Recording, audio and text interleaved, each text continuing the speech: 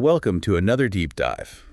This time, you guys have given us some pretty cool stuff to work with. Yeah, definitely. We've got excerpts from The Lean Startup by Eric Ries, A classic. some notes someone took on different businesses they think are especially entrepreneurial, and then this really in-depth guide written by, someone who's been in the business world for decades. Wow, that sounds like a treasure trove of information. For sure, and we're going to try to distill it all down for you today as we tackle this massive topic. Building and managing a business. It is a big one. Yeah. But hopefully by the end of this deep dive, we'll have unearthed some really useful and intriguing insights you can actually use, whether you're already running a business or just thinking about starting one. You know, as I was looking through all this material, one thing that really jumped out at me was this idea of validated learning. Oh, interesting. Like, it's not enough to just have a killer idea, right? You have to actually test it, get it out there, and see what the market tells you. I like that, letting the market be the judge. Exactly. So let's unpack that a bit. Okay, yeah, let's do it. The Lean Startup talks about this really cool concept called the build, measure, learn loop.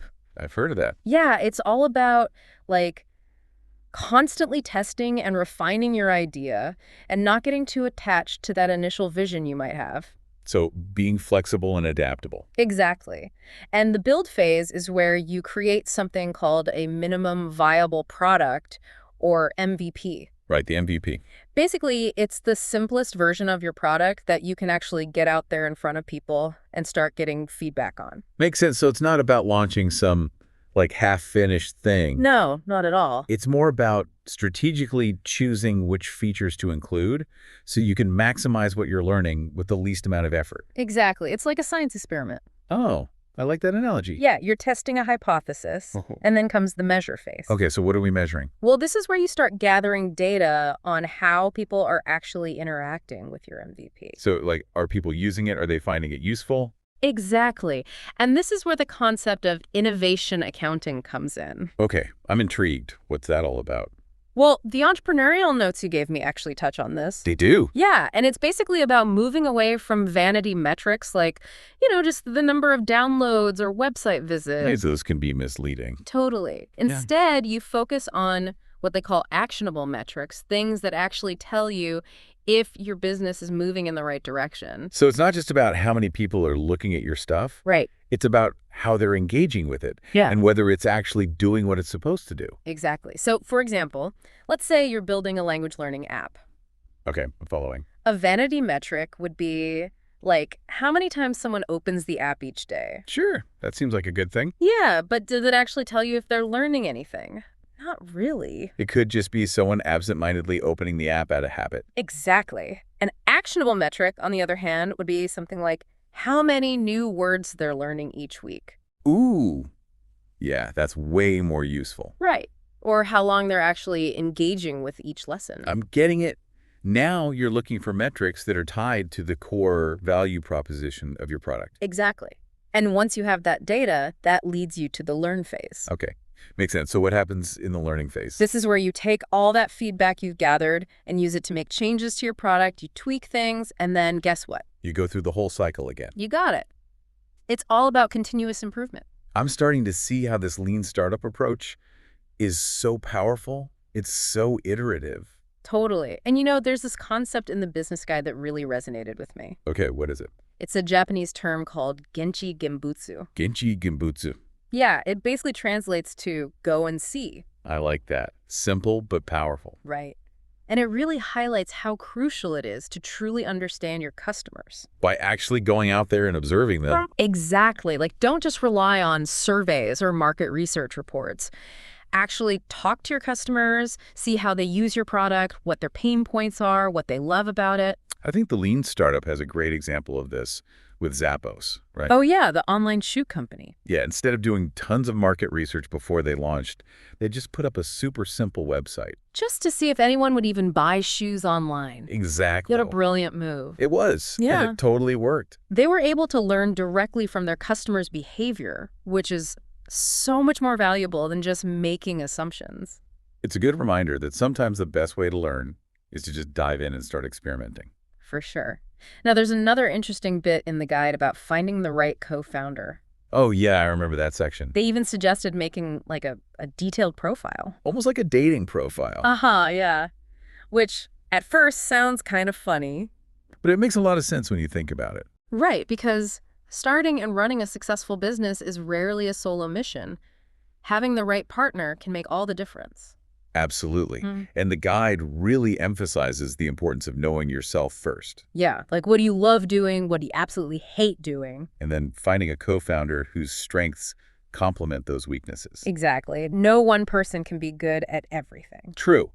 And beyond those practical skills and all that, it's also crucial to find someone who shares your vision for the business. Oh, for sure. A shared purpose. Yeah, that's what keeps you aligned and motivated when those inevitable challenges pop up. Especially in the early days, when it can feel like a roller coaster. Exactly. And when you have that shared passion, It's contagious. it really is. It attracts talented people who are just as excited about the mission as you are. Exactly. And that's how you build a company culture that's strong and resilient. A company culture where everyone is rowing in the same direction. Absolutely. That's the foundation for long-term success. So we've got our killer idea. We validated it with our MVP. We found our amazing co-founder. We've built a solid team. And we've got this awesome company culture. Sounds like we're in a great spot. What's next? Well, now we've got to get the word out right. Marketing and branding. Exactly. And the guide actually has a whole section dedicated to that. It does. Yeah. And there's this one story that really stood out to me. Oh, I'm curious. Tell me more. So it's called the staircase story. And it's this incredible example of how a really creative marketing campaign can generate a ton of buzz. Even on a limited budget, I'm guessing. Exactly. It's all about thinking outside the box and coming up with these unique ways to connect with your target audience. I love it when people get creative with their marketing. Me too. And in this story, they managed to get their brand featured on the front pages of some major publications. Wow, that's impressive. How did they pull that off? Well, they really understood their audience and what would resonate with them. Makes sense. And they didn't rely on expensive traditional advertising. So more of a guerrilla marketing approach. Exactly. Creating an experience that people would actually want to talk about and share. It's so smart. And these days with social media, it's even easier to create those viral marketing campaigns. Oh, for sure. But the key is still the same. Right. Authenticity, creativity, and truly knowing your audience. Couldn't have said it better myself. Yeah. It's not enough to just have an amazing product. You have to tell your story in a way that grabs people's attention. And makes them want to be a part of it. Exactly. But even with the best marketing plan, things don't always go exactly as planned. True. That's the nature of business, I guess. And that's where the lean startup introduces this idea of a pivot. Ah, yes, the pivot. Tell me more about that. It's basically when you realize that your initial assumptions about the market or your product were off. And you need to make a change. Yeah, but it's not just some random change. It's a structured course correction. Exactly. You're using everything you've learned to adjust your strategy. And it's important to remember, a pivot isn't a sign of failure. Oh, definitely not. It's a sign of adaptability. I like that, a sign of adaptability. And the lean startup actually has a great example of a successful pivot with IMVU. Oh yeah, the online avatar company. Right. They started out as this instant messaging add-on, Interesting. but then they realized that people were really engaging with the social aspect of their platform. So they pivoted. Yeah, they shifted their focus to building a social platform. Smart move. And it really highlights how important it is to be open to feedback. And to be willing to let go of that initial vision if it's not working. Sometimes you have to kill your darlings, as they say. Exactly. And it seems like the key to all of this is having a system for tracking your progress and making sure you're actually learning from everything you're doing. Oh, absolutely. And the lean startup is big on using data to drive decision-making, not just gut feeling. I like that data-driven decisions. And that's where those actionable metrics we talked about earlier come in. Right, the metrics that actually tell you if you're moving the needle. Exactly. So can you give me some more examples of actionable metrics, and how are they different from those vanity metrics we talked about? Sure. So let's say you're building an e-commerce platform. Okay, got it. A vanity metric might be the number of visitors you get to your website each month. Right, that sounds good on the surface. Yeah, but it doesn't really tell you if those people are actually buying anything. You could have millions of visitors. And zero sales. Exactly. A much more useful, actionable metric, on the other hand, would be your conversion rate. So, like, what percentage of those visitors are actually making a purchase? Exactly. Or you could look at the average order value. So not just how many people are buying, but how much they're spending. You got it. Yeah. It's about focusing on those metrics that are directly tied to your business goals. Makes sense. Revenue over just eyeballs. Exactly. And there are all kinds of tools and techniques for tracking these things. Like A/B testing and funnel analysis and all that. You know your stuff. I try. But the point is, it's not enough to just collect data, right? No, you have to analyze it and use it to make informed decisions. Otherwise, it's just a bunch of numbers. Exactly. And that's where the innovation accounting cycle comes in. Oh, interesting. Tell me more about that. It's basically a framework for measuring your progress and making decisions about whether to stick with your current strategy or make a change, a pivot, as we talked about. So it's like a structured process for evaluating your progress. Exactly. And it involves setting learning milestones, tracking those actionable metrics, and having regular meetings to decide whether to pivot or persevere. Pivot or persevere, Yeah. like that. So what are learning milestones exactly? Are they like regular business goals, They are kind of similar to goals. but with a specific focus on testing your assumptions? Yeah, you got it. So let's say you're building a social media platform. A learning milestone might be to get a certain percentage of users to create a profile and post their first update within a week of joining. Okay, so you're not just measuring how many people are signing up, Right. but also whether they're actually using the platform and engaging with it? Exactly. And if you're not hitting those learning milestones, That's a signal that something might need to change. it could be your product, your marketing, who knows, but something needs to be tweaked. It's all about using data to inform your decisions. Absolutely. And it's so important to be able to make those decisions quickly, especially in today's fast-paced environment. But how do you actually know when it's time to pivot? Are there like warning signs to look out for? The lean startup mentions a few. Okay, like what? Well, one is a lack of traction. So basically, you're not seeing the growth or engagement you were hoping for. Right. Or you might discover a mismatch between your product and your target customer. So you're attracting the wrong people. Exactly. Or maybe you realize that your initial assumptions about the market were just plain wrong. Yeah, it happens. It does. But the important thing is to be honest with yourself, look at the data, and have the courage to make a change when necessary. Don't be afraid to pivot. Exactly. But what about the flip side? When do you know it's time to persevere? Good question. Well, that's when you're seeing positive signs of validation. So you're hitting those learning milestones, your metrics are moving in the right direction. And your customers are loving your product. It's about having that clear framework for evaluating your progress and making those data-driven decisions. Exactly. The lean startup methodology is all about embracing uncertainty, testing those assumptions, and being flexible. It's such a powerful approach, especially in a world that's constantly changing. It really is. And, it's fascinating how both the lean startup and this guide emphasize this iterative approach to building a business. Right. It's not about having that perfect plan from day one, It's about constantly learning and adjusting as you go. like embracing the journey. Exactly. And, the guide also talks about the value of finding a mentor. Oh, yeah. Someone who can offer guidance and support based on their own experiences. Exactly. Someone who's been there and done that, who can help you avoid those common pitfalls and make smarter decisions. Like someone who can give you that real-world perspective. Exactly. And you don't necessarily need to have this formal mentorship agreement. Right. It could just be someone you admire, someone you can bounce ideas off of. For sure. Sometimes the most valuable learning comes from those informal conversations.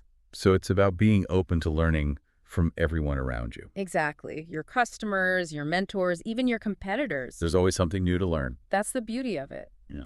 And speaking of learning, what are your thoughts on the role of continuous learning and development in building a business? I think it's absolutely crucial. I agree. Like the business world is constantly evolving.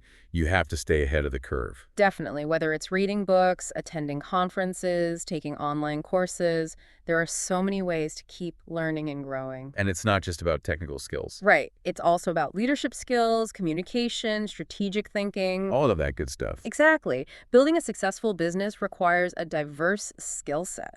And you have to be willing to constantly invest in yourself. It's all about having that growth mindset, always being open to learning new things. And embracing those challenges. Because that's what makes entrepreneurship so exciting. It's a constant journey of learning and growth.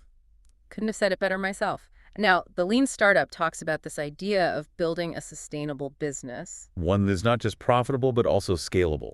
Exactly. Scalability is key. It's about finding ways to grow your business without having to increase your costs proportionally. Right. Creating systems and processes that can handle that increased demand. It sounds like it's about building a really solid foundation for future growth, not just chasing short-term profits. Absolutely. And the lean startup warns about the dangers of scaling too quickly, something they call premature scaling.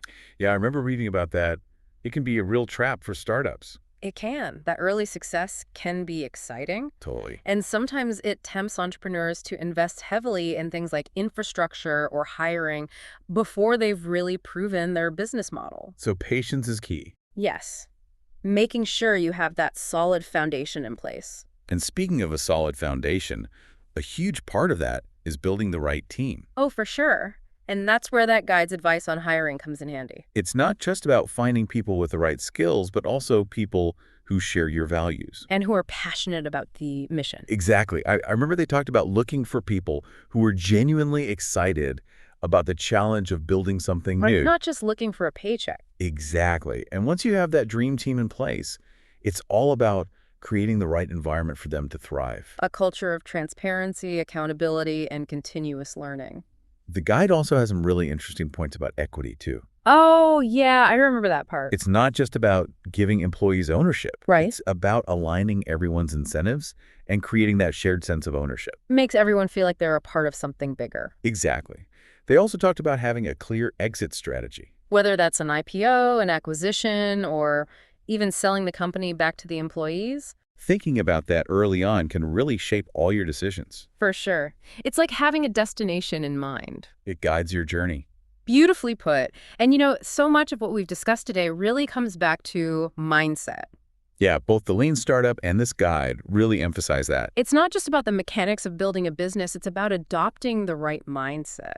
Being open to uncertainty, being willing to experiment, understanding that failure is just a part of the process. Exactly. It's that growth mindset we talked about earlier, always learning and adapting. Seeing challenges as opportunities to grow. Beautifully said. And that's where finding the right mentors and advisors can be so valuable. Oh yeah, having those people who can challenge your thinking and offer guidance. Exactly. They can be your sounding board, your support system. Because building a business can be a lonely journey sometimes. It can, but it doesn't have to be. Surrounding yourself with the right people makes all the difference. It really does. And, speaking of the right people, there's something else I wanted to touch on from that guide. Okay, what is it? They had a whole section on the importance of building a strong personal brand, especially in today's digital world. Oh, that's a good one. Yeah. It seems like personal branding is almost as important as building your company's brand these days. I think so, yeah, especially for entrepreneurs. It's how you establish yourself as a thought leader, how you connect with potential customers, how you build trust. And the guide had some great practical advice on this, encouraging people to think about their values, their unique skills, their passions. What makes them stand out from the crowd? Exactly. And then communicating that consistently through your online presence, your content, how you interact with people. It's about crafting your own story, right? Yes. And in a world where people are bombarded with information, a strong personal brand can really cut through the noise. Give people a reason to pay attention to you. Exactly. It's about building those genuine connections and providing value. And ultimately, building trust. Exactly, because without trust, you don't have a business. You really don't. And building trust takes time and consistency. And a genuine commitment to delivering on your promises. It's about being authentic, being transparent, always putting your customers first. And building a reputation for excellence. And that ties back to what we were discussing earlier about finding a purpose beyond just making a profit. It does, doesn't it? It seems like businesses that have a strong sense of purpose are usually better at building trust. Oh, for sure. When you're driven by a mission that goes beyond just making money, it shows. People can sense that authenticity. They can. And it attracts customers who share your values. It inspires your team. It creates a sense of community around your brand. It's like that saying, people don't buy what you do, they buy why you do it. So true. And that why is what sets you apart from everyone else. So as we wrap up this part of our deep dive into building and managing a business, what would you say are the key takeaways for our listener? I think the biggest one is to embrace this idea of validated learning, experimentation, and continuous improvement. Don't be afraid to test your assumptions, to fail fast, to pivot when necessary. And to always be open to new ideas. And to remember that building a business is a team sport. Surround yourself with amazing people. Find mentors who can guide you. Build a strong network. Absolutely. And most importantly, find your purpose. What problem are you passionate about solving? What difference do you want to make in the world? Let that purpose be your guiding light. Beautifully said. Building a business is tough, but it's incredibly rewarding when you're driven by something bigger than yourself. Couldn't agree more. So, to our listener out there, keep learning, keep growing, keep building. And don't be afraid to reach out if you need help or advice. There's a whole community of entrepreneurs out there who are rooting for you. We'll be back soon with the next part of this deep dive. But for now, keep chasing those dreams. And remember, the journey is just as important as the destination. We'll see you next time. See you then. It's almost like that old saying, the only way to do it right is to do it wrong first. I've heard that. Like, you have to be willing to make those mistakes to learn from. Speaking of learning, the guide also talks a lot about personal branding. Oh, yeah. That's huge these days, especially with social media and everything online. It is, and they really emphasize, being clear about your values. Yeah, your passion. What you bring to the table, and then finding ways to, showcase that through your online presence. Absolutely. Like your website, your social media, the content you create, even how you interact with people online. It's all part of your brand. Exactly. Because in today's world, building that trust and credibility is so important. Especially when there's so much noise out there. It's like, how do you stand out in a crowded room? You got to give people a reason to pay attention. I like that analogy. And it's not about, bragging or anything. No, not at all. It's about showcasing your expertise in a way that's authentic and genuine. And hopefully making a positive impact along the way. Right, using your platform for good. Exactly. And that brings us back to something both the Lean Startup and the guide emphasize: purpose. Ah, yes, finding your why. Building a business that's not just about the bottom line, but about something more meaningful.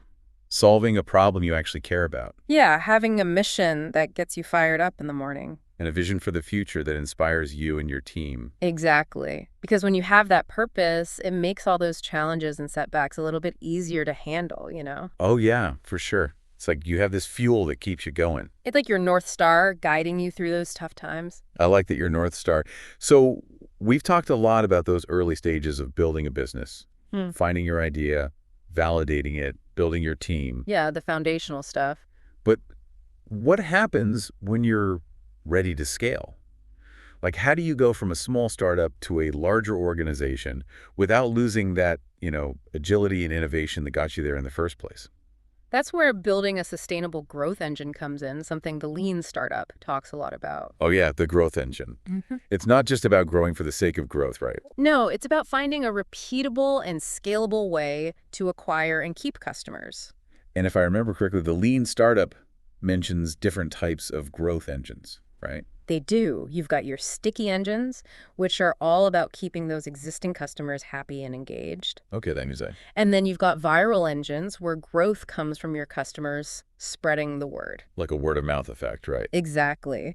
And then there are paid engines, where you're driving growth through advertising and things like that. So it's about figuring out which type of engine is the right fit for your business. Exactly. And then designing your operations and marketing around that.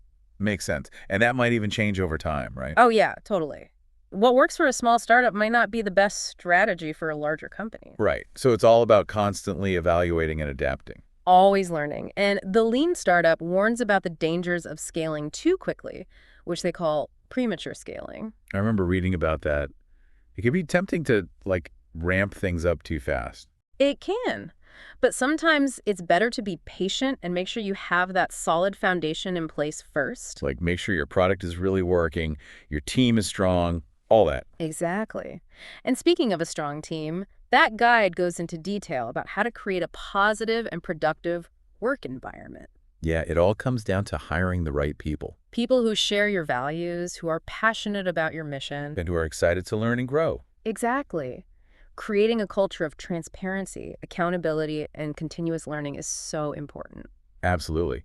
And I thought their insights on equity were interesting, too. Oh, yeah, they had some good points about that. It's not just about giving employees ownership. Right. It's about aligning everyone's incentives. Making sure everyone is working towards the same goal. Exactly. And they also talked about the importance of having a clear exit strategy. Oh, yeah. Thinking about that early on can really shape your decisions along the way. For sure. It's like whether you're planning to go public, get acquired, or even sell the company back to your employees, having that end goal in mind can be helpful. It gives you something to work towards. It does. And so much of this comes back to mindset.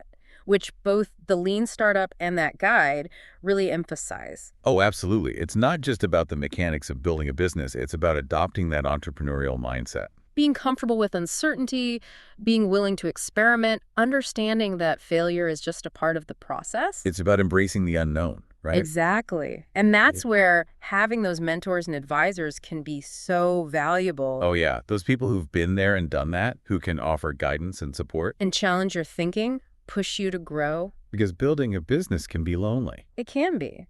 But having a support system makes all the difference. So true. And speaking of support systems, remember that guide we were talking about? Yeah, the one with all the great advice. They had a whole section on building a strong personal brand, Oh, yeah, that's so important these days. especially with social media and all the online platforms out there. It's how you establish yourself as an expert, how you connect with potential customers, how you build trust. It's like your online reputation, in a way. Exactly. And they encourage people to think about their values, their unique skills, their passions. What makes them different? Right. And then to find ways to communicate that through their online presence. It's about crafting your story. Yes. And in a world where people are constantly bombarded with information, a strong personal brand can really help you stand out Give people a reason to listen to you. and to trust you. Which brings us back to that idea of building trust. Ah, trust at the foundation of any successful business. It really is. And it takes time and consistency to build that trust. And a genuine commitment to putting your customers first. Being honest and transparent. Building a reputation for excellence. And that reminds me of what we were discussing earlier about purpose. Oh, yeah. Businesses with a strong sense of purpose often have an easier time building trust. Because people can see that you're not just in it for the money. Exactly. When you're driven by something bigger than yourself, it shows. And it attracts people who share your values. Which is so important for building a strong community around your brand. So as we wrap up this part of our conversation about building and managing a business, what would you say are some of the key takeaways for our listeners? I think the most important thing is to remember that it's a journey. Yeah, not a destination. Exactly. There are going to be ups and downs, successes and failures. But it's all about learning and growing along the way. Embracing the process, being adaptable, and always striving to be better. And never losing sight of your purpose. Right. Why are you doing this? What difference do you want to make in the world? Let that be your guiding light. Because at the end of the day, building a business is about so much more than just making money. It's about creating something meaningful, something that has a positive impact. And that's something worth striving for. Absolutely. Now, before we move on to the final part of our deep dive, there's one more thing I wanted to circle back to from the guide. Okay, what is it? They had some really interesting thoughts on personal branding. It does seem like in today's world, building a personal brand is like almost as important as building your company's brand. Yeah, I think it's become a crucial element, especially for entrepreneurs. Yeah, for sure. You know, your personal brand is how you establish yourself as a thought leader in your industry, how you connect with potential customers and investors. Right, how you build that trust and credibility. Exactly. And the guide had some good advice, like really practical stuff about, encouraging people to think about their values, Yeah. their unique skills and passions, and to figure out what makes them stand out from everyone else. It's a figuring out your unique value proposition, right? Exactly. And then communicating that consistently through your online presence, your content, even how you interact with people. It's like you're crafting your own narrative. Yeah, you are. And in a world where everyone's constantly bombarded with information, a strong personal brand can really cut through the noise. Totally.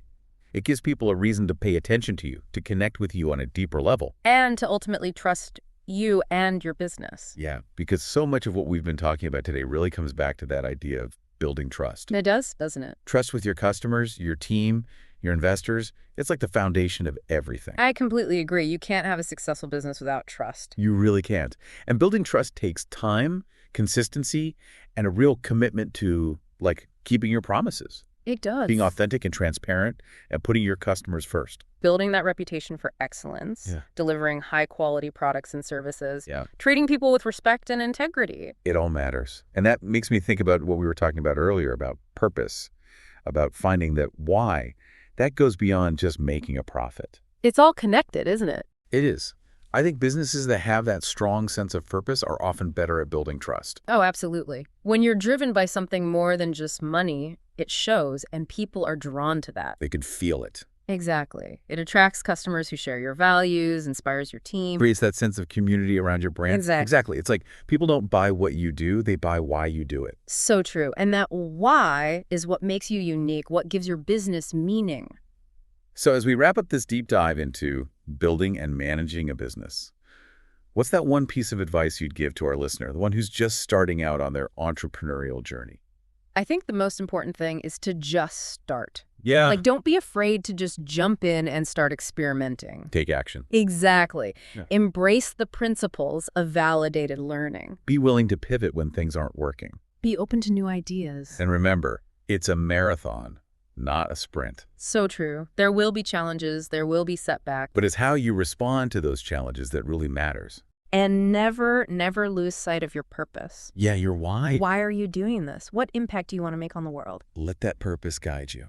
It's so powerful. Well, this has been a fascinating conversation. It has. We've covered so much ground, from validated learning to building a team to finding that growth engine. And we've talked about the importance of mindset, of embracing uncertainty and failure as part of the process. I feel like we've given our listener a lot to think about. I hope so. And a lot of practical tools and insights that they can actually use. To build their dream business. Exactly. And yeah. hopefully we've also inspired them to take that next step, whatever that may be. So to our listener out there, keep learning, keep growing. Keep building. And remember, we're all rooting for you. We are. Thanks for joining us on this deep dive. We'll see you next time. See you then.